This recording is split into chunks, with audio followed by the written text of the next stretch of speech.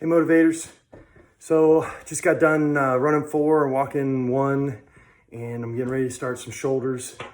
And it's been a minute since I've done a video, so I decided to jump on here real quick before I jump on blowing out my shoulders and talking about the crazy week. What a great week it was. First and foremost, I don't have COVID, so that's great, but I am getting over a chest cold. And in today's day and age, it's scary enough just to get a chest cold. It's weird, something that we used to ignore and go to work and just kind of grind through, now becomes something that you're worried about other people catching it. So we were running around the house wearing N95 masks so my dad wouldn't catch COVID. And 3 COVID tests later, turns out I've got a cold, and went back to work. Thank God that I got to go back to work on Wednesday, because Wednesday, chief results came out. Now, for those of you that follow Motivate with Diz and don't know what that means that we're making a bunch of new Chief Petty Officers. They are going from First Class Petty Officer E6 in the United States Navy to Chief Petty Officer E7 in the United States Navy, which comes with it a whole bunch of extra responsibilities. And I'm going to talk about that for a minute. First and foremost, congratulations to you new Chief Petty Officers out there. I'm so proud. Facebook's a great way to follow some old shipmates. You scroll through and there's so many people saying, wow, I can't believe I made it. And some of you totally get it already. You're giving the credit to the folks that you worked with, that worked for you, and the mentors that guided you along the way. You're nailing it. Keep it up. You got a long 8 to 10 weeks in front of you, but it'll be all right. They're going to be the toughest 8 to 10 weeks of your career, and there's a reason for that, because that's the average of bad days we have in the Navy on a yearly basis. So if we can string them all together and you can survive that, then you can survive next year as a Chief Petty Officer. Hoo-yah. So congratulations. And, first thing I did with our R-19 selects on board USS Baton was we had them read the Creed. The CPO Creed is our guiding principles. They're what keep us going, and they're what remind us of what being a Chief Petty Officer is. So I'm going to post those words with this video, so that if you've never read it before, I want you to read it. Whether you're a Chief Petty Officer or not, you should read it. It's a challenge to all of us, right? And speaking of challenges, let me lay down a couple for you. If you're not a Chief Petty Officer, and you've never been in a Chief's Mess, I hope you haven't, unless it's for Sailor of the Year or Sailor Quarter Board or a CDB. But, if you have a question about what a Chief Petty Officer is supposed to do and what they're supposed to be, read the Creed. Read it. I challenge you to read it so you know what the expectation for a Chief Petty Officer is. A lot of times we sit in judgment. I know I did. My son and I talk about this often because he's second class petty officer.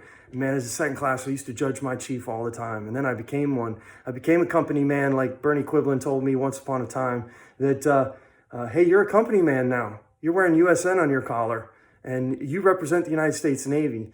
And it's not an easy job. So read that Creed if you've never been a chief. And if you are a chief, I recommend you have your sailors read it. And here's the biggest challenge. Here's the one that's not even going to be popular.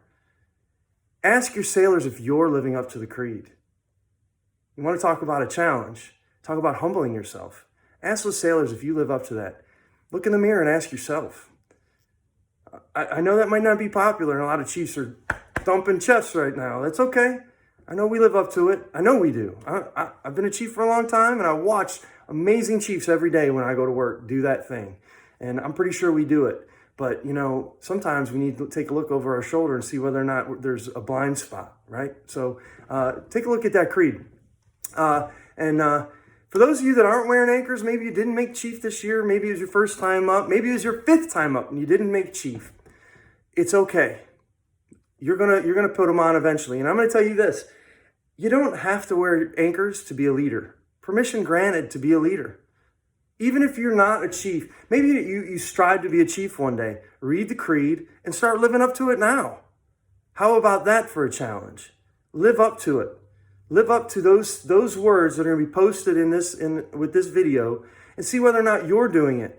The Chief Petty Officer has been around since 1893, for over 100 years, and we're very proud of that. Chief Petty Officers are extremely proud of that. But I think the Navy's proud of it too. And, we should live up to those words on that paper that say, that our responsibilities aren't in an instruction anywhere. They're not in print. You know, we all have an obligation to live up to. You know, we spend a lot of time worrying about instructions and, you know, guiding principles and what we should or shouldn't do that's in black and white. How about we should or shouldn't do what's right in general, period. You know, you want to talk to getting into treating people with dignity and respect. That shouldn't have to be on paper. We just treat people well. We do what's right. We make the team stronger. So I'm back, day 5 on my reset for working out. And I'm halfway through my second to last college class for my bachelor's degree. I'm feeling good. I'm smiling again. And I'm super excited about life in general. I'm really excited about the next 10 weeks. I hope the selects out there and the chief petty officers that are watching this are too. And I look forward to continuing this journey on Motivate with Iz with you. Remember, it's about positivity. It's about mental mindset. It's about how you get after the day, even when you're having bad days. And I had a bad 2 weeks with this cold, and this last week was kind of, turned 180 on me. So it was great. And I wish the best for all of you out there. I wish you a wonderful Saturday. I wish you a wonderful week. And, stay safe. Remember, that glass isn't half empty. It's not half full. It's just waiting to be refilled. Love you. Mean it. Get out. Motivate.